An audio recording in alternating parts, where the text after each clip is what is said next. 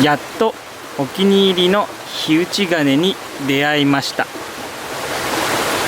でこれがみその工房さんっていうところの日本一っていう火打ち釜になります。